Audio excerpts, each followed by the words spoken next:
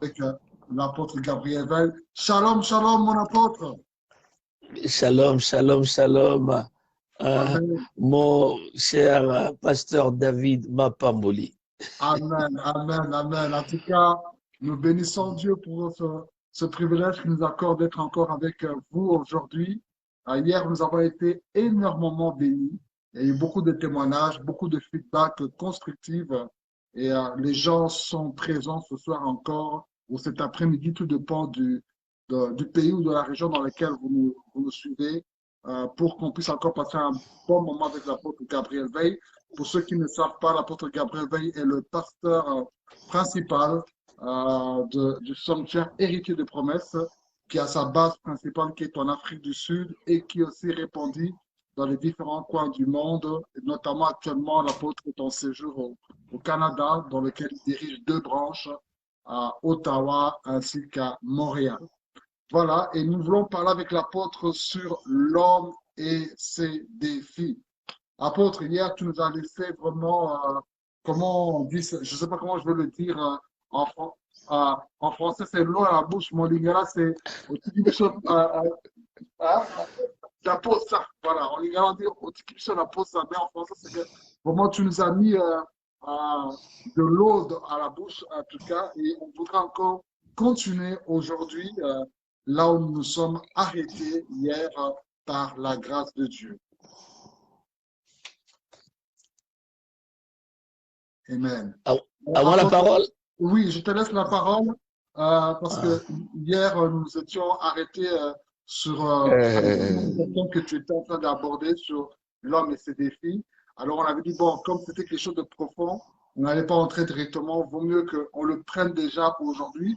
Mais il y a toujours possibilité de nous faire un petit refresh peut-être de ce qui a été dit hier pour ceux qui peut-être nous rejoignent aujourd'hui. Juste pour dire un peu l'importance de ce thème, hein, l'homme et ses défis, pourquoi ce thème, quels sont les défis. Et après, nous allons continuer là où nous avons pu nous arrêter hier.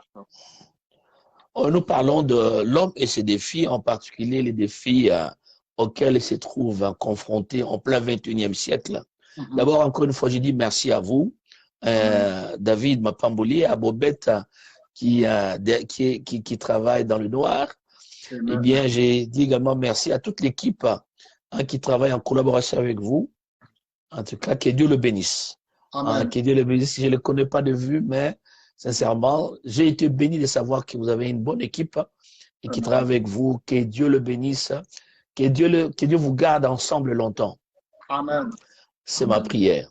Amen. Nous vivons en une période où les relations sont très fragiles et avoir de bonnes personnes avec vous, de bonnes connexions. Et il est préférable d'avoir une bonne connexion qu'une bonne connaissance. Et parce que la connaissance peut ne pas t'amener quelque part, mais la connexion est capable de t'amener là où la connaissance n'a pas pu t'amener. Amen. Que Dieu le bénisse tous et que Dieu bénisse tous ceux-là qui nous suivent à travers le monde, ou qui nous suivez, ou ceux-là qui nous suivent même en différé. Que Dieu vous bénisse. Nous essayons de partager la petite connaissance que nous avons, combinée avec la petite expérience, car nous croyons le chemin est encore long. Nous avons encore un parcours à effectuer. Et il est important de parler des défis de l'homme, tout simplement à cause de ce que nous observons dans le monde et de ce que nous présentent les statistiques. Nous l'avons déjà bien dit. Et quand vous voyez les statistiques nous montrent que l'homme est en pleine crise. L'homme, c'est comme une espèce, le vrai homme. Le vrai homme est une espèce en pleine extinction. Une race, on voit les disparitions. Donc, à l'allure où nous allons, nous risquons d'avoir une société sans hommes, selon la Bible. Donc, avoir une société qui a des hommes, mais des hommes sans H. Vous comprenez? Donc, on peut appeler ça autre chose. Et il est important, suite à ce que nous observons, les grands nombres d'hommes en prison, ils sont de plus en plus abusifs, de plus en plus violents. Plus il est instruit, on constate que l'instruction ne l'aide pas à mater son côté, son instinct animal. Tu vois, l'instinct animal reste vrai, reste vivant, tu vois, et il devient plus intelligent, il commet plus de dégâts, plus de bêtises, hein. Il est beaucoup plus meurtrier, hein. Ils sont très nombreux en prison, en grand nombre en prison, et vous trouvez là les hommes de toutes les catégories. Les sportifs qui sont respectés se trouvent là-bas, vous comprenez? Et les professeurs d'université se trouvent là-bas. Les hommes politiques, ils se trouvent là-bas. Et nous trouvons les hommes en asile psychiatrique, nous trouvons les hommes souffrant de maladies cardiovasculaires en plus grand nombre, les hommes ayant des problèmes d'ordre mental en plus grand nombre. Ça, on a dit. Nous trouvons et des hommes, les hommes de vieillard. Quelquefois, les enfants préfèrent garder leur vieille grand-mère à la maison et placer les grands-pères dans leur homme de vieillard. Ils sont très nombreux. Et généralement, ils meurent de suicide. Ils commettent des suicides parce qu'ils sont fatigués. Hein, ils ne veulent pas rester dans un endroit où ils sont isolés. Eh bien, en bref, il y a un besoin pour l'homme. Et hier, je crois qu'il y a un point qu'on a dû mentionner, on a parlé de l'orgueil de l'homme et qui ne lui permet pas vraiment de... C'est un grand défi. Hein, l'homme a cet orgueil qui est lié à sa nature. Et il y a ce côté-là qui nous dit, cette voix qui nous dit qu'il est supérieur à la femme. Tu vois, je ne sais pas d'où il tient cette supériorité, tu vois. Il s'est dit, il est supérieur à la femme. Et chaque fois que la femme monte, il se sent menacé. Tu vois, et son orgueil se sent menacé. Et c'est là même dans le ministère. On trouve qu'il y a beaucoup d'hommes qui fonctionnent difficilement avec leurs femmes qui montent. Tu vois. Ma femme prophétise, moi je ne prophétise pas. Moi je ne prophétise pas. Moi je peux avoir, je ne sais pas comment les choses changent. Dans le passé, ma femme me demandait, Papi, comment tu connais ça? Je pouvais lui dire, tel souffre de ça, de ça, de ça, de ça, de ça. Alors elle me demandait, Papi, comment tu connais ça? Elle me posait des questions. Mais aujourd'hui, c'est moi qui lui demande. Comment tu sais ça? Parce qu'elle a ça en grande quantité. Dès l'instant, la première fois qu'elle rencontre une personne, elle a des choses qu'elle va dire. Même quand elle ne dit rien, je sais que ma femme, elle est là, elle a déjà le tableau de la personne. Tu vois? Mais pour moi, je ne me sens pas menacé. Hein, je suis, et quand elle n'a rien vu, je m'inquiète même, je dis, mais chérie, vraiment, tu n'as rien vu. C'est vrai qu'elle voit. Son don ne me menace pas. Son don n'est pas une menace. Son don est une complémentarité. Et je trouve que non, il fonctionne dans la révélation, je fonctionne maintenant, je fonctionne dans la puissance. Amen. Tu vois? Et bien, et ça nous aide à aller ensemble. Tu vois? Il y a des choses que je ne peux pas faire sans elle. Parce que je veux que Dieu révèle. Il dit, mais ces cas de délivrance, on va prendre quelle direction? Parce que c'est un cas compliqué. Alors, elle viendra, elle va voir des choses que tu ne vois pas. Elle fait que monter. Elle peut entendre des prières faites qu'il y a 7 ans. Non, il y a 7 ans, tu avais fait telle prière, tu étais à tel endroit, dans telle position. Voici ce que tu disais. Tu vois? Voilà, moi j'ai dit, mais tu connais comment? Anyway, et cette montée est une menace. Beaucoup de couples, hein, même de ceux-là qui sont dans le ministère, ont de sérieux problèmes suite à cela. Pourquoi? Parce que l'homme se sent menacé dans le ministère. Dans la maison, l'homme se sent menacé parce que la femme occupe une position supérieure au travail, que le mari, ou bien la femme travaille, le mari ne travaille pas. Tu vois? Alors, il y a un homme qui ne travaillait pas, et quelque part, sous certains cieux, cet homme-là qui ne travaillait pas, et la femme travaillait. Alors cet homme avait une maison héritée de son père, de ses parents. Alors pour échapper à cette honte, à cette humiliation, bien, il avait caché à sa femme qu'il avait hérité une maison. Alors il avait demandé qu'il y ait déménagement. Ils sont allés occuper une maison pour louer, mais la maison n'était rien d'autre que sa maison qu'il avait héritée de ses parents. Mais tout ce qu'il voulait, que la femme qui payait pour le loyer continue à payer, mais que l'argent entre dans son compte. Donc, la femme payait les loyers, mais l'argent entre dans le compte de l'homme, sans que la femme ne sache. Tu vois, question de se rassurer que non, et qu'il ne perd pas, il est en contrôle. Tu vois. Et c'est l'orgueil masculin, je crois que nous en avons parlé. L'orgueil, je crois que Dieu résiste aux orgueilleux, la Bible dit, elle fait grâce aux humbles. C'est la raison pour laquelle beaucoup d'hommes ont beaucoup de problèmes. Beaucoup de problèmes. Leur orgueil ne permet pas qu'ils s'ouvrent. Leur orgueil ne permet pas qu'ils puissent danser. Ils ne peuvent pas s'exprimer. Tu vois. Vous avez déjà tenté d'éternuer quand l'éternuement rate. Vous voulez éternuer. Vous voyez comment ça dérange. Mais, et ça vous fait du bien quand vous avez réussi. Vous vous sentez dégagé. C'est comme ça qu'on doit se sentir. Hein? On doit être libre d'éternuer émotionnellement. Vous comprenez? Et on se dégage. Mais généralement, sur le plan émotionnel, l'homme retient ses éternuements. J'avais parlé de mon cas où j'avais été tabassé jusqu'à mort. Hein? Et non seulement ça, une fois aussi, j'ai traversé le jardin botanique de Kinshasa. On traversait le jardin botanique. À l'époque, nous allions ramasser des histoires. Nous habitions la zone de Barumbu. Vous comprenez? Nous allions là à Kalina. On allait ramasser les choses à Kalina, qu'on appelle aujourd'hui la Gombe. Alors, on allait là-bas, on a ramassé les histoires que les Blancs laissaient dans le poubelle. Vous comprenez? Nous, on allait ramasser, on ramenait, ainsi de suite. Alors, en chemin, on avait croisé un groupe de personnes, un groupe de jeunes gens qui avaient exigé qu'on donne. Alors moi, j'étais resté en arrière, ne sachant pas que tous les amis qui étaient devant avaient cédé, avaient remis les objets qu'on leur avait exigé de donner. Alors, moi, je ne savais pas. Je vais me retrouver devant une personne qui me demande, il disait, bon, une personne, je vais taper, tu vois. Il disait, bon, bon, non, je refuse. À deux, j'ai dit, bon, deux, ça peut aller. Trois, j'ai dit, bon, je peux les éliminer, tu vois. Alors, j'ai résisté. J'ai dit, non, vous ne le prenez pas. Alors, on commençait à se battre, moi contre trois.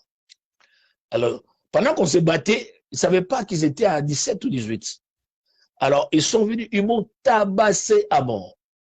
À mort, à mort. Ouais, à mort. J'ai failli mourir. Et les amis avaient fui, tu vois. Et ce jour-là, on rentrait à la maison, mon père avait utilisé un homme, tu ne pleures pas. Il m'a tabassé encore. Wow, là. Papa n'était pas gentil avec toi. Il m'a tabassé encore. Il m'est formé pour être un homme. C'est une école militaire que tu as eue alors, apôtre. Ouais, c'était pour être un homme. Alors, il m'a tabassé et ensuite, il m'a équipé surnaturellement pour me battre. Vous comprenez? On était dans le monde. Alors, j'avais reçu un équipement pour me battre, pour casser la tête avec des coups de tête. Et tu vois? Et ensuite, il devait se rassurer que je faisais un peu de sport. Et tu vois? Alors, et c'est juste pour montrer l'orgueil de l'homme où ça peut l'amener. L'orgueil peut t'amener, parce que la meilleure école où on apprend l'humilité, c'est l'humiliation. Donc, et c'est par l'humiliation que l'homme apprend l'humilité. Si l'homme n'est pas humilié, il n'apprendra jamais à être humble. Il sera toujours orgueilleux. Alors, Dieu doit briser cet orgueil en te faisant passer par des situations qui t'humilient. Et jusqu'au moment où tu dis, je cède, alors tu entres maintenant dans l'école de l'humilité. Tu vois? Et c'est la raison pour laquelle je disais que les hommes ont beaucoup de problèmes. Ils peuvent pas s'ouvrir, ils peuvent pas danser à l'église. Danser à l'église, ça fait du bien. Hein? Ça dégage. Ça dégage. Ça libère les émotions. Pleurer, c'est une bonne chose. Donc, les gens qui ne veulent pas pleurer. Danser, ils ne veulent pas danser. Pleurer, ils ne veulent pas pleurer. Lever les mains à l'église, ils ne peuvent pas lever les mains. Dites Amen, ils ne disent pas Amen. Hein? Mettez-vous à genoux, ils ne se mettent pas à genoux. Hein? Restez à la maison, ils ne veulent pas. Lorsqu'ils sont devant un match de football entre la Liga ou un Champions League, là, les hommes se mettent à crier fort, à danser. Mais bizarrement, mais c'est là, il faut mettre, tu vois, vous allez la Ligue, ils vont crier, ils vont sauter. Il y a un patron qui était là en train de suivre un match de football. Et leur équipe avait marqué. Et dans sa joie, vous savez, quand les supporters sont contents, ils se donnent des câlins. Voilà. Alors le patron, dans la joie, il était tout content. Après, il se retourne vers le voisin pour donner des câlins. C'est le truc qu'il a à faire avec son employé. Alors quand il a dit, hey, toi, tu fais quoi? on a le patron de gagner. Mais à l'église, ils ne veulent pas le faire, vous comprenez? Il y a un problème, il y a un problème. Ce qui nous a amené, je crois qu'au lieu de parler encore de je m'excuse, on parlait de l'hypocrisie de l'homme, tu vois. Ouais, ça les rend hypocrites. Hein, il veut faire le fort quand il est faible. Il veut faire le puissant quand il est vulnérable. Hein, il veut démontrer qu'il a le contrôle. Tu vois, il peut pas pleurer devant sa femme. Tu vois, et il peut pas pleurer à l'église. Il n'y a que les mamans qui pleurent à l'église. Yahweh, Yahweh, Yahweh. On veut entendre le gros ouais, Yahweh. Mais on les entend rarement. Mais que Dieu puisse nous aider, que Dieu puisse nous aider. Alors, vous avez dit une chose hier, vous dites sur le plan spirituel, c'est la retarde la croissance de beaucoup d'hommes. Ils ne peuvent pas avouer leur faiblesse. Ils ne peuvent pas dire que non, je suis faible dans tel domaine. Ils ne peuvent jamais le dire. Ils vont les garder, ils vont les cacher. Il y a des hommes qui ne peuvent pas accepter même qu'une femme ait fait une avance sur eux pour le mariage. Vous comprenez? Ils vont refuser ça parce que seulement la femme est venue la première à lui en parler. Dit, ah non, c'est une fille que j'aime beaucoup, mais j'aurais aimé que moi, je sois le premier à lui en parler. Mais si tu étais hésitant et qu'elle a eu le courage et que vous êtes dans la même direction, où est le mal? Dis Amen et continuez. Mariez-vous, faites la volonté de Dieu ensemble, louez Dieu ensemble. Vous ne perdez rien. L'orgueil de l'homme, ça c'est ce que je vous en ai parlé hier. Et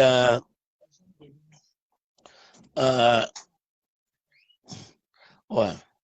Ah d'accord. Et je crois, je parlerai des remèdes parce qu'on doit, comme on suit aujourd'hui, et laissez-moi parler rapidement des défis. Les responsabilités spirituelles, c'est un vrai défi. À l'église, les hommes ne font presque rien. Yonggi Cho a presque, son ministère est très fort, très puissant. Paul Yonggi Cho, je crois que tout le monde le sait, c'est un ministère soutenu par les femmes. Ce sont les femmes qui dirigent les cellules de prière, les femmes qui sont presque partout. Les femmes tiennent, et ceci est réel, c'est une réalité de beaucoup d'églises qui sont tenues, soutenues par les dames. C'est pourquoi une église qui méprise le ministère des femmes est une église qui travaille à sa propre destruction. Les mamans sont une puissance dans l'église. Alors, une vraie puissance. Au lieu que les hommes amènent les femmes dans les églises, mais généralement, ce sont les femmes qui amènent les femmes qui amènent les hommes. Tu vois? Pourquoi? Parce que très peu d'hommes sont assez puissants. J'ai constaté, quand vous allez dans des maisons souvent, vous demandez, que vous êtes accueilli comme pasteur, c'est pas l'homme qui va prier. L'homme va dire, maman, est-ce qu'il y a moyen de balancer une petite prière là? Tu vois? Au lieu de prier, demande à maman de balancer une petite prière. Tu vois? Et, mais pourquoi tu ne pries pas directement? Tu vois? Il y a cette irresponsabilité. L'homme des hommes n'occupe pas leur rôle spirituel. Que ce soit à la maison, dans la famille, que ce soit à l'église, que ce soit même au niveau personnel. Lire la Bible. J'ai trouvé des hommes qui ont du mal à trouver où se trouve Habakkuk. Et il y a une fois, il y avait un conflit entre un homme et une femme. La femme a dit, d'ailleurs, là dans Habakkuk, l'homme dit, demande à son ami, Habakkuk, là, est-ce que c'est dans la Bible? Demande si sa femme est en train d'inventer. Tu vois?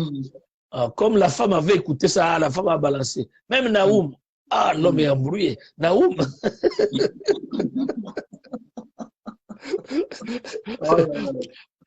Ça, c'est des choses sérieuses. Ok, les responsabilités spirituelles.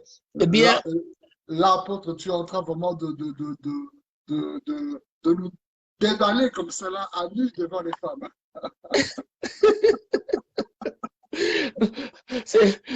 Nous sommes en train d'enlever les sales habits pour porter les propres. Vous comprenez? Ouais. Alors, je crois que cela est dû au fait que les hommes passent beaucoup de temps sur Internet, ils passent beaucoup de temps à parler politique, à parler sport. Ils sont constamment en compétition. Je crois sans le savoir. Tu vois, l'homme est un être logique, un être rationnel. Tu vois, il utilise sa logique. Tu vois, il veut réfléchir, et tout ce qui n'est pas intellectuel ou mental ne l'intéresse pas très beaucoup. C'est pourquoi il y a très peu d'hommes qui soient spirituels. Il y a très peu d'hommes qui opèrent dans le don spirituel. Vous comprenez? Pourquoi? Parce qu'ils veulent comprendre, ils veulent raisonner. Si ce n'est pas logique, alors ça n'existe pas, c'est pas réel. Vous comprenez? Et c'est dans ces cas-là, ils sont bloqués. Prier, ils ne peuvent pas beaucoup prier. Très peu d'hommes prient longtemps. 5 minutes, en tout cas, c'est... mais il y a cela. Hein, et je félicite certains mouvements qu'on a vus dans le pays qui sont levés, qui ont amené les hommes à prier, à jeûner 40 jours. En tout cas, de ces côtés-là, à cet égard, je félicite ces mouvements-là. Ils ont réussi à amener leurs hommes à prier 40 jours. J'ai dit, ouf, vous comprenez, quoi que je n'encourage pas, que ça soit une habitude, vous comprenez, parce qu'il faut que les gens mangent pour travailler. Mais je pense que ces hommes-là qui prient, il y a quelque chose qu'ils ont compris, qui les a amenés à croire qu'au-delà du naturel, il y a le surnaturel. Au-delà du physique, il y a le spirituel. Tu vois? Alors, et je crois que la négligence des devoirs chrétiens de base, prier, lire la Bible chaque jour, alors dès que ces choses sont négligées, l'homme est bloqué. Il vient à l'église, très peu d'hommes payent les dîmes. Ils vont payer la dîme, ainsi de suite. Alors, qu'est-ce qu'il faut faire? Dès le départ, donc, on doit revenir aux disciplines élémentaires. C'est quoi? Lire la Bible, prier, comme tout chrétien, évoluer dans ces choses. Il faut remettre Dieu à sa place prioritaire. Dieu est Dieu. Dieu est Dieu, il doit occuper la première place dans notre vie. Si Dieu est une priorité, c'est-à-dire la journée commence avec Dieu et non pas avec l'Internet. La journée commence avec Dieu, non pas avec WhatsApp, non pas avec les réseaux sociaux, non pas avec Facebook, avec Instagram, avec Snapchat. La journée commence avec Dieu. Avant d'écouter la radio de ce monde, on écoute la radio du ciel. Qu'est-ce que Dieu dit? On écoute le Saint-Esprit. On commence avec Dieu. Il est l'alpha et il est l'oméga. Il est le commencement, il est la fin, le premier et le dernier. Donc, remettons Dieu à sa première place, qu'il soit la priorité au-dessus de toute priorité. Ceci est très important. Alors, je crois que c'est une chose. Et un homme qui veut vaincre son orgueil doit accepter de vaincre son orgueil. Il doit accepter de dire, non, Dieu, sors-moi de cet orgueil. Aussi longtemps qu'on accepte, on n'en sortira jamais. On ne peut jamais soigner un malade qui s'ignore. Et un malade, non seulement qui refuse de reconnaître qu'il est malade. Vous comprenez? Et ceci est très grave. Il est important de reconnaître qu'on est malade. Il y a un homme qu'on appelle Tatansango qui était aveugle. Tatansango ne voulait jamais qu'on sache qu'il était aveugle. Alors, chaque fois qu'il marchait, il avait des lunettes à fumer. Et qu'on disait, hey, Tatansango, il y a une voiture, il y a une voiture. Il disait, il y a un cas. Alors, et la voiture s'arrêtait parce que la voiture avait affaire à un aveugle, laissait passer la personne. Mais les gens savaient qu'il était aveugle, mais lui ne voulait pas le reconnaître. Par orgueil. Un jour, il a été tamponné et il en est mort. Tu vois? Et quand on ne reconnaît pas son orgueil, on finira par Dieu brise l'orgueil. Dieu brise l'orgueilleux. Mais il fait grâce aux humbles. Donc, on doit être capable de dire, je dois vaincre ça, je suis orgueilleux. Le premier pas que tout homme effectue pour vaincre son orgueil, s'ouvrir à quelqu'un. Quand on s'ouvre à quelqu'un, on se soumet à l'autorité d'un autre. C'est un pas très fort pour un homme. Un pas très grand. Un homme qui s'ouvre à quelqu'un d'autre. Moi, j'ai des médecins dans l'église, j'ai des ingénieurs, des architectes qui viennent et qui s'ouvrent. Comprenez? Et vous trouvez qu'il est facile de les aider. Et quand ils viennent à vous, ils ne viennent pas en ingénieur. Ils viennent comme un homme qui se trouve dans le besoin. Je trouve bizarre, les gens vont chez le médecin, ils peuvent ôter leurs habits, le médecin peut toucher jusqu'aux parties intimes, tu vois, ils ne les regrettent pas, ils ne se sentent pas humiliés, diminués. C'est seulement à l'église, quand il ne faut pas enlever les habits, hein, mais il faut se dévêtir moralement, hein, et ça devient un problème. Tu comprends? Et pourtant, on a besoin d'aide. On ne peut pas être aidé si on n'est pas assez brave et courageux pour dire « j'ai besoin d'aide ». C'est très profond ce que tu viens de dire, apôtre, qu'on a besoin d'aide. Que tout homme qui nous suive aujourd'hui comprenne ce premier point qui est que nous devons briser notre orgueil et accepter à nous ouvrir à quelqu'un. Et par cette émission, Dieu te donne l'opportunité de te laisser briser par lui, que l'orgueil puisse partir et que tu puisses t'ouvrir aujourd'hui. Alors, nous sommes en train de parler sur l'homme et ses défis avec notre papa, l'apôtre Gabriel Veil. On aime bien l'appeler papa. C'est vraiment un papa, il a vraiment un cœur de papa. Non seulement à cause des années, non pas à cause de son expérience, mais vraiment, il a un cœur de papa. Et quand je suis en train de faire ce dialogue entre hommes, ce n'est pas de collègue à collègue que je le fais. Je fais vraiment un dialogue entre un papa et son fils, un fils et son père, quoi. Donc, J'apprécie, je parle merci. vraiment à un papa qui m'ouvre son cœur et qui ouvre son cœur à nous tous. Donc, n'hésitez pas à partager ce moment à toutes les personnes qui sont en train de suivre. Et n'hésitez pas aussi de taguer le nom d'une personne sous l'écran. Tu connais le nom d'un frère, d'une sœur qui devrait regarder cela. Tague son nom sur son écran. Et si vous avez des commentaires, des questions, n'hésitez pas à poser. Nous sommes avec l'apôtre qui nous parle sur l'homme et ses défis. Et il va surtout nous expliquer les remèdes que nous pouvons avoir sur ces défis. Mon apôtre. Je crois que je parle de certains points, ensuite je touche les remèdes directement pour ne pas tout le résumer. Comme je parlais déjà de l'orgueil, là, j'ai touché à ces remèdes-là et que, tu vois, ce qui est important, l'homme doit comprendre que toute personne dans la vie, Dieu a dit dans Genèse au chapitre 1er, il n'est pas bon que l'homme soit seul. Il n'est pas bon. C'est quoi Genèse 1:8, 1:18? Il n'est pas bon que l'homme soit seul.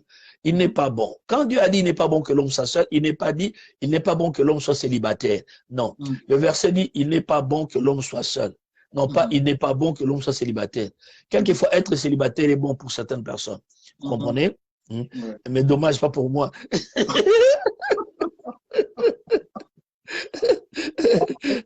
Explique-nous un peu quel genre de célibataire c'est bon que pour eux c'est bon d'être tout seul parce qu'il y a des célibataires qui nous suivent à cet instant, des hommes. Peut-être que c'est une réponse pour eux que c'est bon de rester célibataire. Si tu peux éclaircir pour qu'il n'y ait pas de il y a ceux-là qui sont, il y a ceux-là à cause, à cause du royaume. Ils ont fait un vœu pour rester comme eunuques. Vous comprenez? Comme des eunuques. Il y a à cause du royaume. Tu vois, Paul, tu vois, ne pouvait pas se marier parce qu'il n'avait pas le temps. Quand est-ce qu'il allait s'occuper d'une femme? Tu vois, aujourd'hui, il est dans les eaux, demain, il est dans la forêt, là, il est dans le désert, il est sur les montagnes. Eh bien, ben, épouser une femme, c'est pour la rendre malheureuse. Tu vois, c'est pour la rendre malheureuse. Alors, autant mieux rester seul, tu comprends, pour des raisons stratégiques. Tu vois, c'est comme il y a des couples qui sont ensemble et qui ne peuvent pas, qui ont jugé bon de ne pas avoir des enfants. Disent parce qu'on n'a pas le temps de prendre soin de ces enfants-là. Pourquoi en avoir et le faire souffrir? Tu vois, c'est dans ce sens-là. Tu vois. Mais ce passage dit, il n'est pas bon que l'homme soit seul. Il n'est pas bon que l'homme soit sans connexion.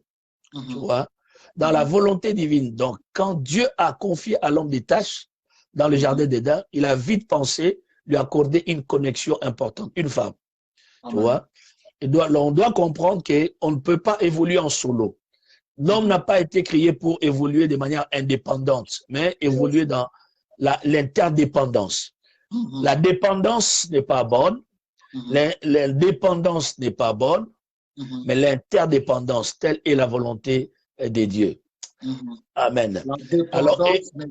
La dépendance n'est pas bonne, mais l'interdépendance est bonne. Ça, c'est très fort en tout cas. Il y a deux choses. L'indépendance et la dépendance, c'est à refuser. Et c'est l'interdépendance qu'il faut adopter. J'ai besoin de toi, tu as besoin de moi. Alors, ne pas reconnaître qu'on a besoin des autres. Qui dit, même nous voyons, il n'y a pas de projet qui s'accomplit en solo. Tu vois, tout grand projet est un produit de travail d'équipe. Donc, il y a des gens qui sont venus ensemble. Et même en tant qu'individu tel que tu es là, tu es un projet de Dieu. Pour que Dieu arrive à réaliser ce qu'il veut arriver à réaliser dans ta vie, il a besoin que d'autres personnes s'impliquent dans ta vie. C'est un risque à prendre. C'est un risque, la vie est faite des risques. Qui ne risque rien n'a rien, qui ne risque rien n'est rien même. Tu vois, on doit risquer, accepter de s'ouvrir à quelqu'un parce que c'est ça la vie. Même quand tu vas au restaurant, c'est un risque que tu prends parce que tu manges une nourriture que tu n'as pas préparée. Tu vois, tu n'étais pas à la cuisine, c'est un risque. Tu vois, mais tu vas quand même et tu manges, tu es assis sur une chaise que tu n'as pas fabriquée. C'est un risque. Tu vois, tu as fait confiance et voilà, tu es assis. Tu vois, et la chaise t'a soutenu. Et de même, s'ouvrir à quelqu'un, s'ouvrir à un médecin, c'est un risque. Tu vois, aller voir un médecin, c'est un risque. Il peut t'inoculer n'importe quel produit et te tuer. Mais tu y vas parce que tu crois. Et même, tu vois, on doit savoir se bâtir de bonnes relations, est un risque qu'il faut prendre. Tu vois, on peut échouer, oui, et on a échoué plusieurs fois. Nous tous, nous avons échoué. Vous comprenez? On peut échouer. Cela ne signifie pas qu'on doit exclure tout le monde. Il y a toujours des gens, des personnes précieuses que Dieu mettra à nos côtés, qui seront utiles, qui pourront nous aider, qui seront là comme une épaule sur laquelle nous pouvons nous appuyer quand nous sommes vraiment fatigués et nous appuyer quand nous pleurons. Pour dire, tu peux pleurer là, tu vois. Ces gens seront comme des poubelles à couvercle. Nous pouvons jeter des saletés, eh bien, personne ne va sentir l'odeur de ces saletés que nous avons jetées, tu vois. Et ces personnes existent.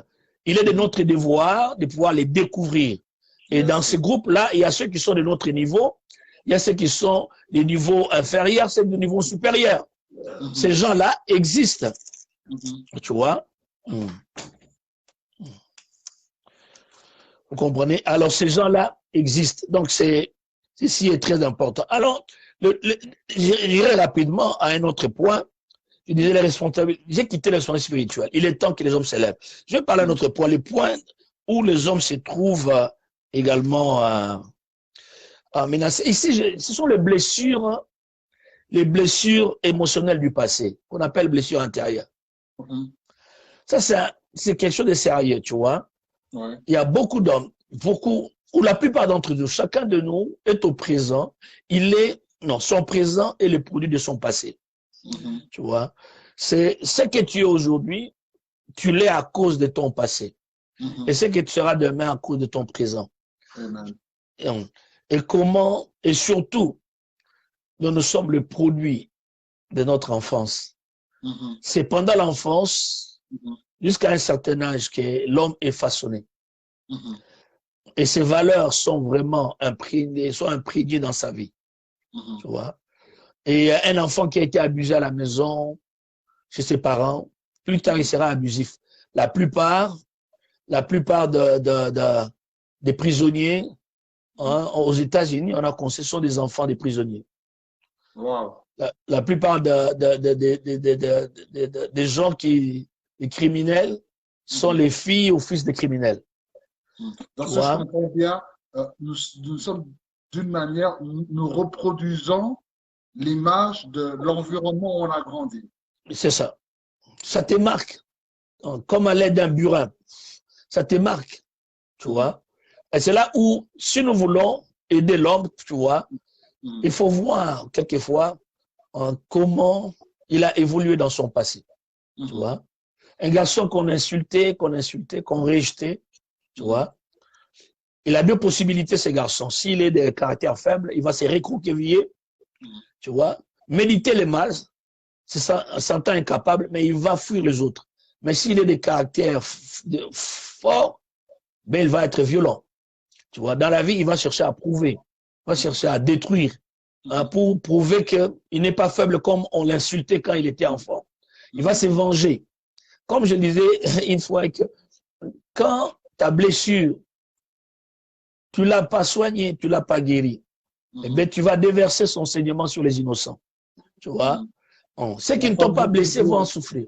Ma femme dit toujours un blessé blesse. Un blessé blesse, un blessé devient blesseur. Tu vois? Un blessé devient blesseur. Tu vois? Et c'est un défi. Les hommes ont besoin d'être aimés, mais ils ne veulent pas montrer qu'ils ont besoin d'amour. L'affection est un besoin. Qui n'a pas d'affection finit par vivre l'infection. Tu vois? Eh bien, l'affection, l'importance, la sécurité sont des besoins fondamentaux. Et surtout cela, c'est sentir la sécurité sociale. Et que je maîtrise ma famille, je sais que mes enfants étudient, J'ai une idée à peu près de quoi sera fait mon lendemain. J'ai une carrière assurée, tu vois, carrière professionnelle assurée. Eh bien, quand il n'est pas sûr, il va constamment être en compétition, en bagarre, en train de chercher des solutions. Tu vois, son cœur est blessé, tu vois, il ne se sent pas important, il ne se sent pas aimé, tu vois, et il va blesser. Alors, atterrissons quand même, et pour parler de solutions, je crois que parmi les solutions, je dirais, laissons un peu, je vais parler de solutions spirituelles. Je crois que parmi les solutions, on doit apprendre en tant qu'être humain, on doit apprendre à se livrer à des activités sociales, communautaires. Je crois que ça aide. Faire du sport, ça aide, tu vois. Vous savez, les sports dégagent. Hein? Quand on était plus jeune et que l'enfant était violent, on disait il faut le placer dans une discipline sportive. Ça va réduire son taux d'agressivité. On l'a connu. Pourquoi? Il a trouvé un champ. Mike Tyson, c'était un garçon de rue qu'on a amené en boxe jusqu'à devenir champion du monde. Et tu vois, il importe que, et surtout les chrétiens, on ne doit pas oublier, le christianisme n'est pas contre le sport.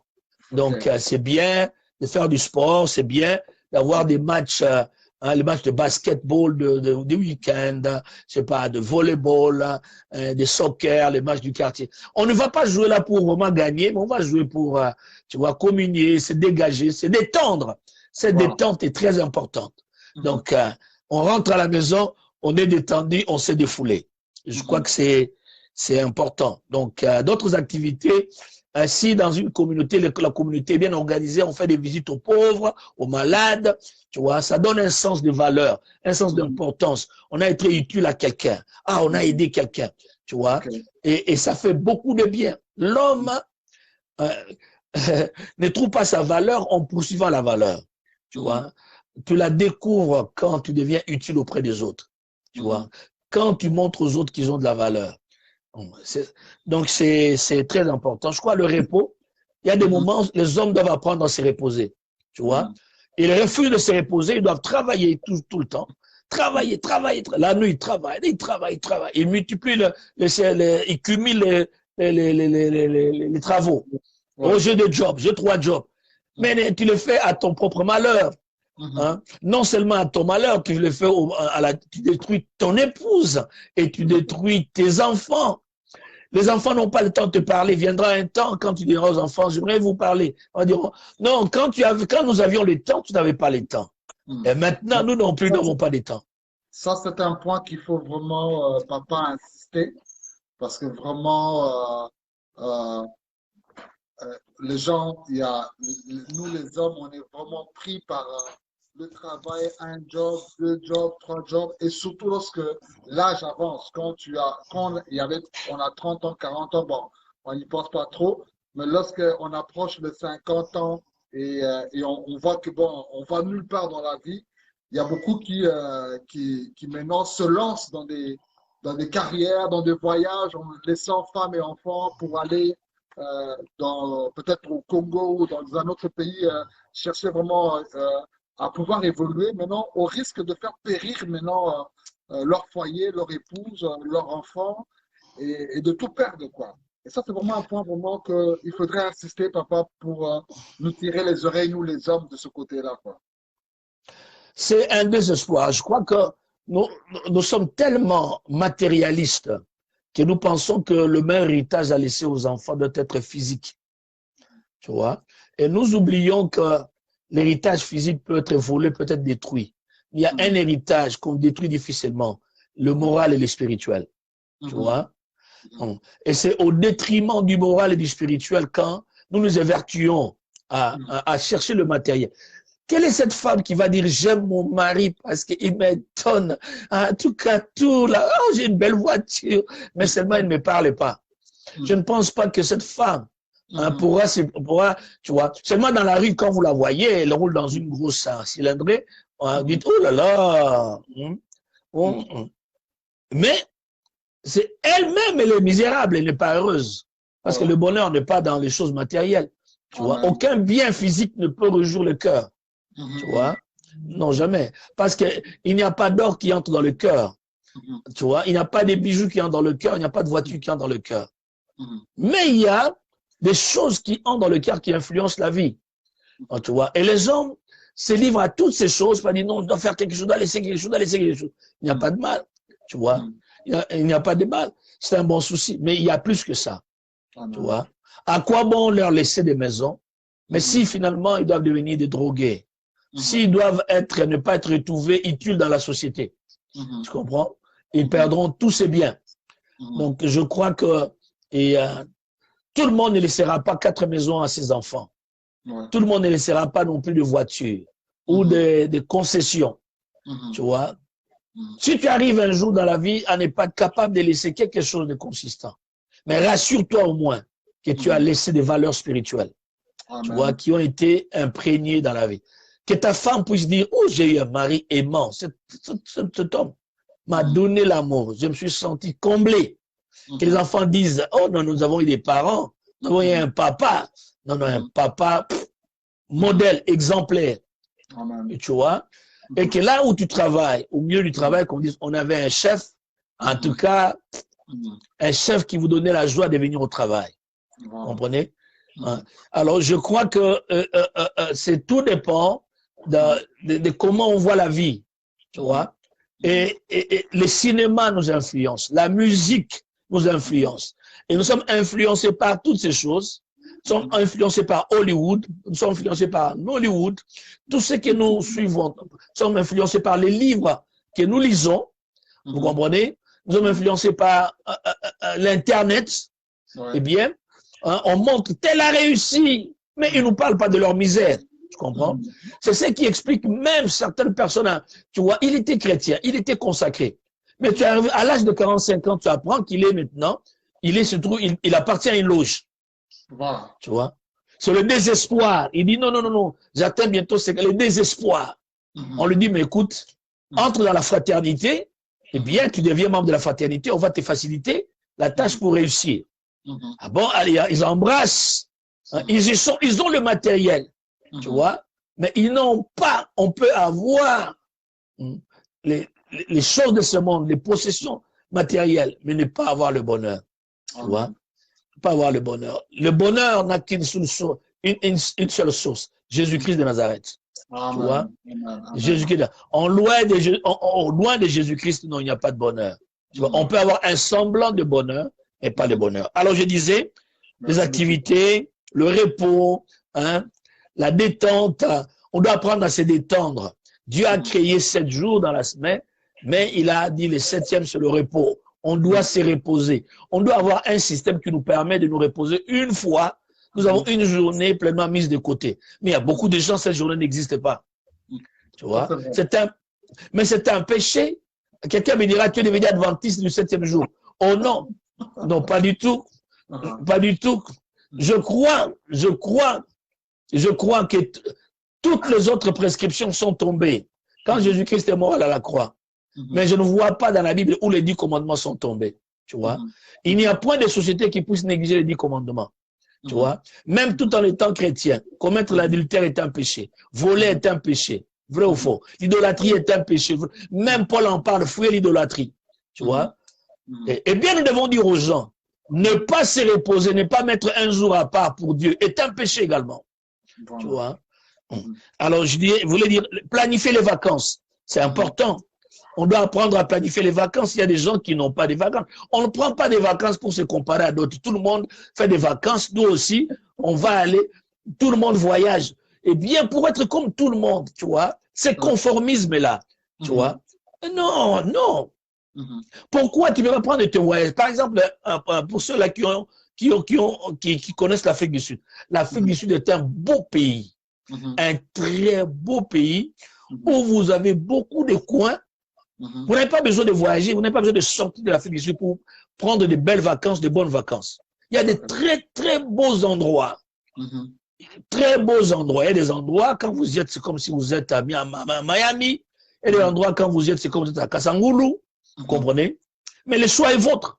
Vous comprenez? Mais planifiez des vacances. C'est très planifier. important.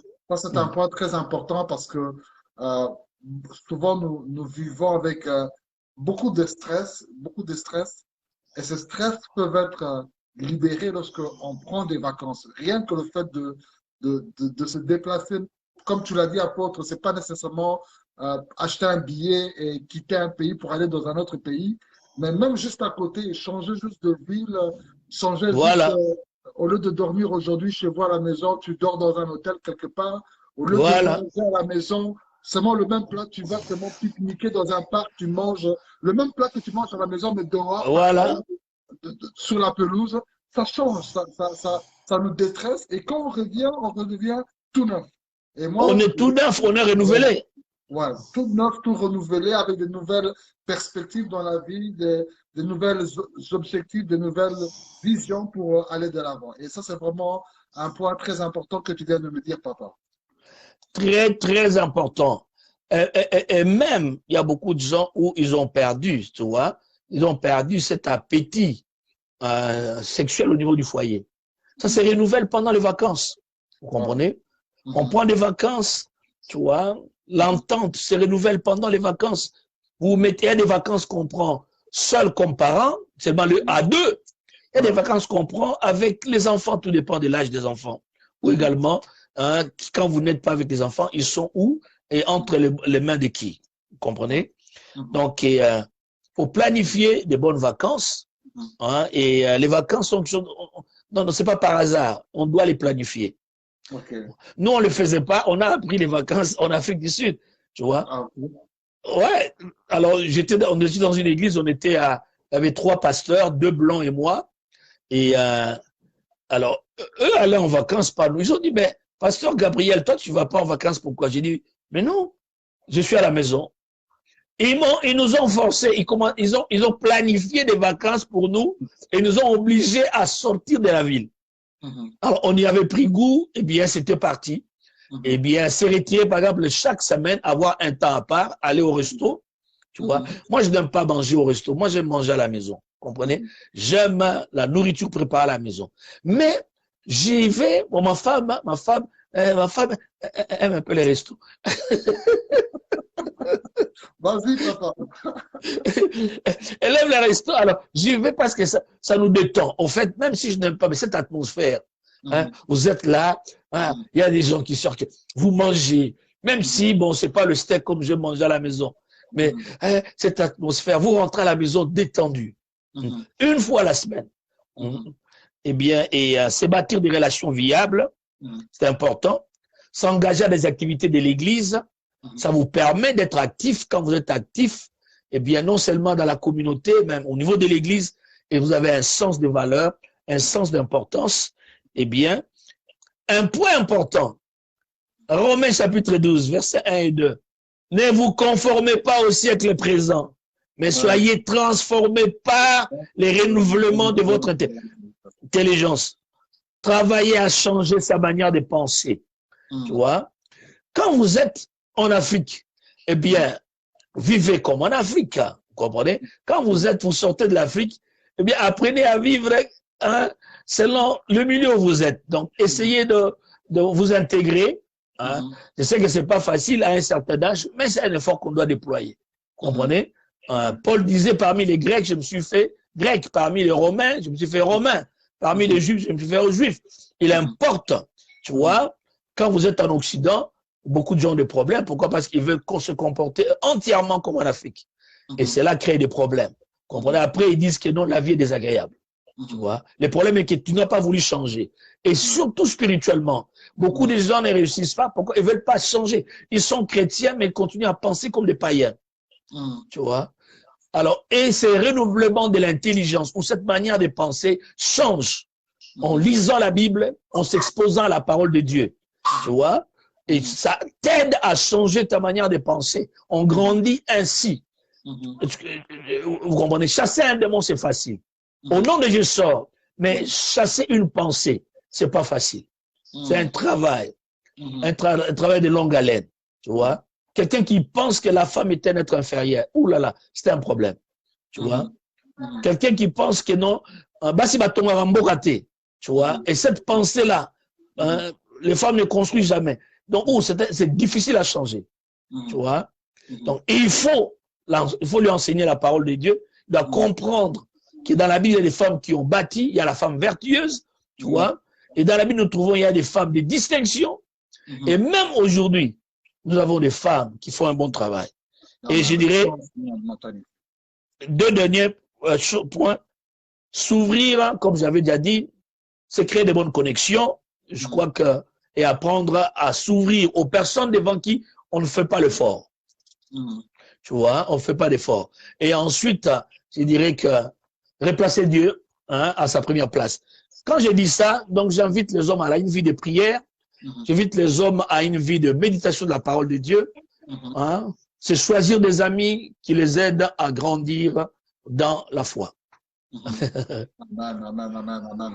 Wow, c'est très, très profond. En tout cas, j'ai beaucoup aimé ce que tu as dit, papa, sur le changement de mentalité. Parce que ça, c'est vraiment un point très important. Souvent même, on le dit au niveau des nations, quand une nation doit se développer, on explique au peuple que non, le développement de la nation, c'est pas seulement à cause des richesses que nous avons, mais c'est surtout d'abord quand la mentalité change. Vous pouvez avoir les richesses, mais si la mentalité n'est pas changée, ça ne va pas aller, quoi. Alors, c'est vraiment, ce point est très, très important. Et je me rappelle aussi,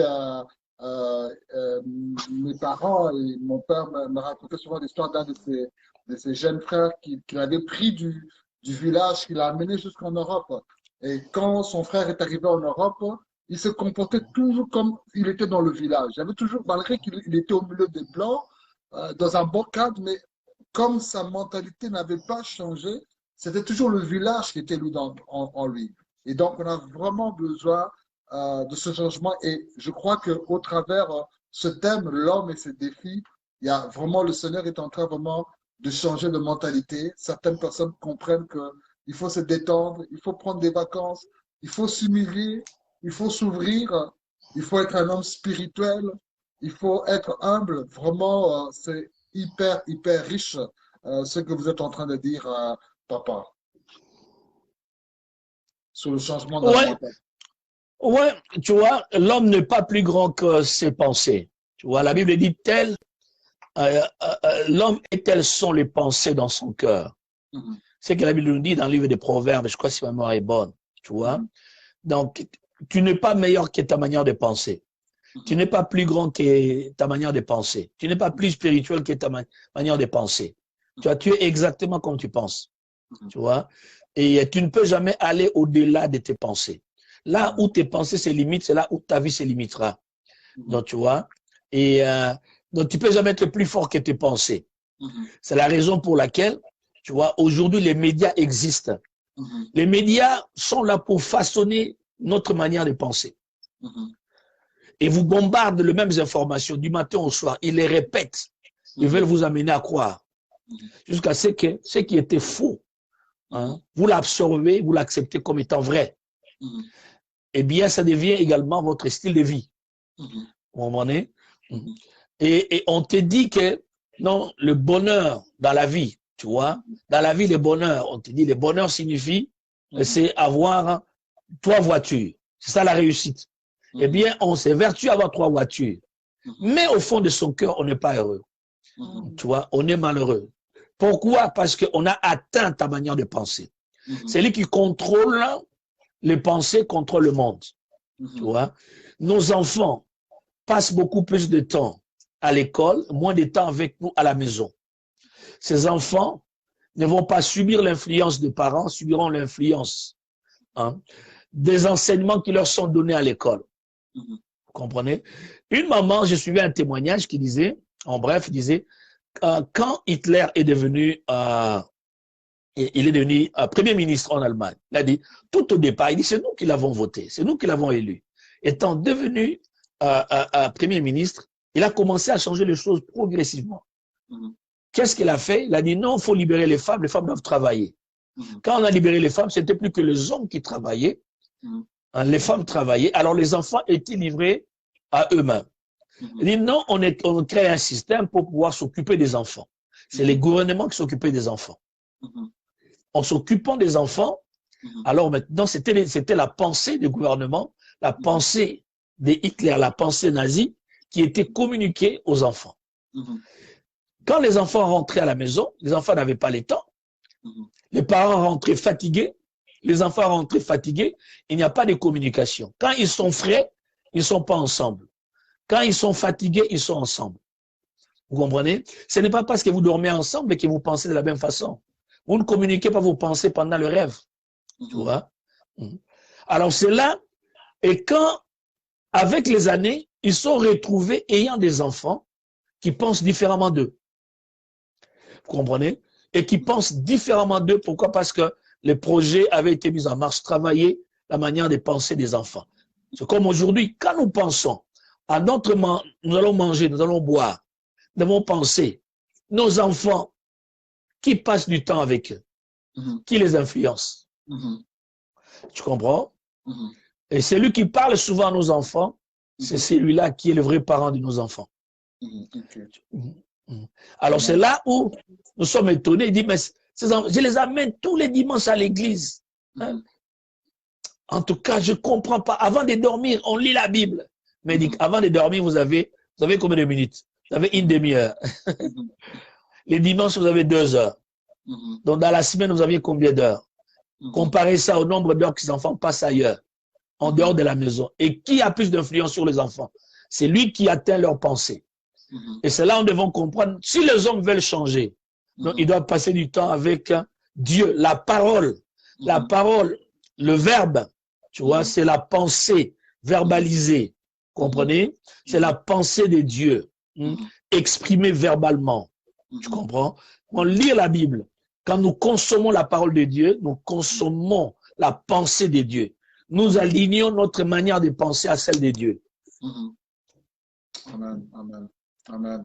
Mon apôtre, tu sais, quand tu es en train de parler sur ce thème, sur l'homme et ses défis, je suis en train de penser un peu au jeune David dans la Bible, qui avait aussi un défi qui était devant lui, qui était Goliath.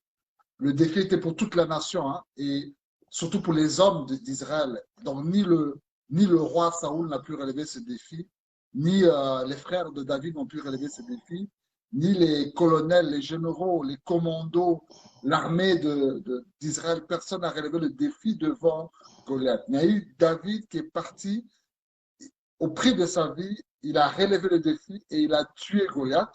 Et ce qui m'a touché, c'est que lorsque David a relevé ce défi et qu'il a soulevé la tête de Goliath comme un trophée d'une Coupe du Monde, une Coupe de Champions League, tous les hommes d'Israël ont repris courage et à leur tour, ils ont pu maintenant attaquer toute l'armée des Philistins et détruire les Philistins. Donc on voit qu'un homme, lorsqu'il relève son défi, ça influence aussi ça a influencé toute l'armée aussi à pouvoir se mettre debout et attaquer leur armée. Est-ce que peut-on citer aussi qu'aujourd'hui, par ce message, lorsque quelqu'un accepte aujourd'hui de comprendre ces défis et les relever ces défis, en relevant ces défis, il influence aussi indirectement ou directement des personnes tout autour de lui, tout autour de lui ou bien d'autres hommes aussi, à leur tour aussi de relever leurs défis. Peut-on aller dans ce sens-là? La vie est interconnectée. Tout ce que tu fais affecte les autres, dans le mauvais comme dans le bon sens, dans les négatifs comme dans le positif. Je crois que le monde d'aujourd'hui a besoin de modèles, d'exemples, tu vois. Et quand nous étions plus jeunes, les gens nous disaient « Ah, moi j'ai aimé le Seigneur à cause de toi, frère VI. J'ai vu comment un jeune homme comme moi peut avoir une telle consécration. » Tu vois, moi aussi. Je me souviens, j'allais prier à ce moment-là, vers des années 78. J'allais prier dans la vallée du monastère, tu vois, le campus universitaire. Il y a la vallée qui est là, il y a le monastère qui est là, le monastère catholique. Ils allaient souvent prier dans cette brousse-là qui entourait le monastère. Il y a des jeunes gens qui ont dit, mais si lui il peut aller prier seul en brousse, pourquoi nous ne pouvons pas aller avec lui? Tu vois? Alors, ils ont été motivés à venir prier avec moi. Tu vois? Allons en brousse, allons aussi prier. Je crois que c'est bon, c'est important d'avoir aussi des émissions où, ça j'encouragerais, les hommes viennent témoigner des défis qu'ils ont gagnés. Amen. Et comment ils ont fait. Je crois qu'on peut écouter beaucoup. Ce qu'on a partagé, c'est juste une portion d'expérience, mais on peut écouter des hommes, tu vois, quel défi tu as gagné et comment tu l'as gagné, tu vois. Et cela pourrait nous apprendre, bah, s'il l'a fait, je peux le faire, tu vois, parce qu'il est un être humain comme moi. Et ce que tu dis est valable, et je crois que c'est valable. Donc, il y a carence, mais il y a cette carence de modèles. Cette carence de modèles. Tu vois. Remarquons aujourd'hui le football au Portugal, je parle du football. Le Portugal n'était pas une nation forte au soccer, au football. Mais ils disent, ben, tous ces jeunes disent, si notre confrère Ronaldo peut le faire, peut briller, jusqu'à avoir, non, nous le Portugal, donc nous avons eu le ballon d'or. Les Anglais n'ont pas eu. Hein? Non, les Français n'ont pas eu. Ils s'estiment supérieurs. Ils n'ont pas eu. Et à cause de quelqu'un qui a relevé le défi, Cristiano Ronaldo, tu vois. Bon, écoute, je ne suis pas son fanatique. Hein? C'est juste un exemple, tu vois, que je prends. Tu vois. S'il a relevé le défi, aujourd'hui, on a beaucoup de bons joueurs au Portugal, beaucoup de jeunes gens au Portugal. Pensez, ils sont très nombreux, de grands joueurs portugais. Hein, ils ont été défiés par un de leurs compatriotes. Je crois que c'est très important. Mais notre malheur aujourd'hui, nous tuons nos modèles. Tu vois, c'est là également, nous assassinons, tu vois, nos héros. Bon. Donc, dès que quelqu'un se distingue, eh bien, nous disons, il faut en finir le plus rapidement possible. Tu vois. Et c'est là où on a carence de modèles, carence d'exemples. Eh bien, on continue à patauger, on continue à végéter, tu vois. Et que Dieu puisse nous aider, prendre nos modèles partout. Hein, les légendes, on les protège, tu vois. Mais il n'y a qu'à l'église, les légendes, on les tue. Voilà. Tu vois. Merci beaucoup, apôtre Veil. Vraiment, on a été béni durant ce week-end sur l'homme et ses défis. Alors, apôtre Veil, nous arrivons à la fin de l'émission. On voudrait juste que tu dises un petit mot d'au revoir et ensuite aussi prier pour nous tous, les hommes, qui te suivront en direct, aussi pour tous les hommes qui nous suivront en rediffusion les heures, les semaines, les mois ou les années à venir tant que cette vidéo va circuler. Ma prière est que nombreux puissent avoir l'occasion d'écouter ce que nous avons partagé. Nous n'avons pas tout dit, certes. Nous n'arrivons jamais à tout dire, mais que le Saint-Esprit fasse le travail, dise dans le cœur ce que nous n'avons pas pu dire. Tu vois? Et c'est notre prière. Et vous tous qui nous avez suivis, nous disons grand merci. Et on ne peut pas être un général si on n'a pas des caporaux et des sergents. Tu vois? Et c'est dans la mesure où on a des caporaux, des sergents, il y a des gens qui font dire, ah, je suis un général. On ne peut pas parler s'il n'y a personne pour nous écouter. Eh bien, vous avez été nombreux pour nous écouter. Nous bénissons Dieu. Vous comprenez? Nous rendons gloire à Dieu pour cela. Et nous prions que Dieu bénisse de Valmieuquin, que de tels programmes continuent. Dans ces programmes, vous devez apprendre à être têtu. Vous comprenez? Ouais. Les gens aiment bien des programmes de bassesse, hein, et des programmes sérieux, et ils n'aiment pas. Mais nous allons amener les gens à les aimer. Jésus revient bientôt. Ouais. Nous devons être têtus dans ce que nous croyons. Nous devons être des jusqu'au boutistes. Je n'ai pas dit mon boutiste, j'ai dit jusqu'au boutiste. Quelqu'un dira que, ah non, tu vois, il a dit Ria. Non, je n'ai pas dit ça, tu vois. Et que nous puissions aller jusqu'au bout. Et nous demandons à ceux qui n'ont pas eu le temps de poser des questions, même en différé, qui vous posent des questions. Et ces questions pourront nous donner des pistes, tu vois, nous servir des pistes, des réflexions, et pour les prochaines émissions. Et je vais prier pour tout le monde qui m'a entendu. Pour toi qui as reçu Jésus, garde Jésus, reste dans la foi. Et pour toi et qui ne l'a pas encore reçu, eh bien, c'est une occasion, si tu entends sa voix, n'endurcis pas ton cœur. Prends la décision de le recevoir maintenant, comme Sauveur et Seigneur. Et il viendra dans ton cœur. Il pardonnera ton péché. Eh bien, il viendra habiter dans ton cœur. Et tu deviendras enfant de Dieu. Eh bien, tu auras la vie éternelle. Yes. Quand bien même tu mourrais, tu passerais une éternité bien heureuse à ses côtés. Amen. Amen. Amen. Père, je prie que cette parole qui a été partagée puisse éclairer, que cette parole puisse donner, Seigneur mon Dieu, une clarté dans la marche de plusieurs. Apporter un changement dans la vie de plusieurs. Yes. Donner la paix dans ceux-là qui étaient troublés. Au nom de Jésus, Père, je prie que tu bénisses, que tu bénisses encore deux valent mieux qu'un. Et bénisse son visionnaire, David Mapamboli, et sa charmante épouse Bobette. Et que Seigneur mon Dieu, qu'il prospère à tous égards. Qu'il monte, qu'il ne descende pas, qu'il gagne et qu'il ne perde pas. Qu'il progresse et ne régresse pas. Ou qu'il fasse des exploits avec toi. Amen. Au nom de Jésus, change leur deuil. Seigneur mon Dieu, en allégresse. Yes. Essuie les larmes de leur cœur avec son mouchoir invisible. Affermis leur foi. Donne-leur d'avoir un front d'airain. Qui ne recule pas. Qu'ils avancent. Et que par leurs émissions, que de nombreuses âmes soient gagnées, que de nombreux couples soient restaurés, que de nombreuses vies soient redressées. Au nom de Jésus. Bénis tous ceux-là qui nous ont entendus. Amen. Amen. Wow. Alléluia. Gloire à Dieu. Amen, amen et amen. Nous disons merci à Dieu pour ce temps béni que nous venons de passer.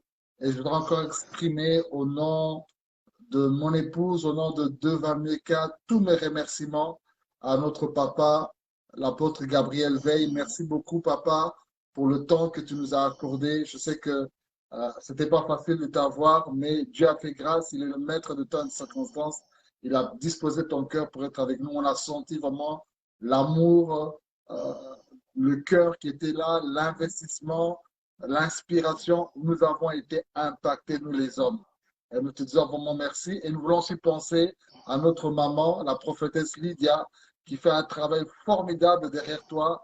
Vraiment une véritable management, une véritable coach, une véritable motivatrice. Vraiment, en tout cas, maman Lydie, merci, merci, merci beaucoup. Et merci aussi à vous tous qui nous avez suivis aujourd'hui, hier, ainsi que le samedi passé. Vraiment, merci pour le temps que vous avez consacré. Et comme l'a dit l'apôtre Veil, s'il y a des questions, si vous avez besoin de parler ou bien vous avez besoin qu'on prie pour vous, n'hésitez pas à nous écrire, à nous contacter. Nous nous ferons une joie de pouvoir vous assister. En tout cas, passez une excellente soirée chez vous, là où vous vous trouvez, ou soit une excellente après-midi. Tout dépend du fuseau horaire dans le pays dans lequel vous vous trouvez. Mon apôtre, comme on dit, ce n'est pas la fin. Nous savons que Dieu nous fera grâce encore dans les jours qui viennent de pouvoir encore t'avoir, toi et maman, bien sûr, ensemble, pour que nous puissions être encore bénis abondamment.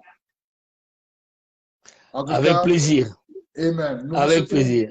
Amen. Nous vous souhaitons une excellente journée là où vous vous trouvez. Que Dieu vous bénisse abondamment. Merci encore, papy. Soyez bénis au nom de Jésus. Bye bye. À très bientôt. Bye bye, bye bye, bye bye, bye bye.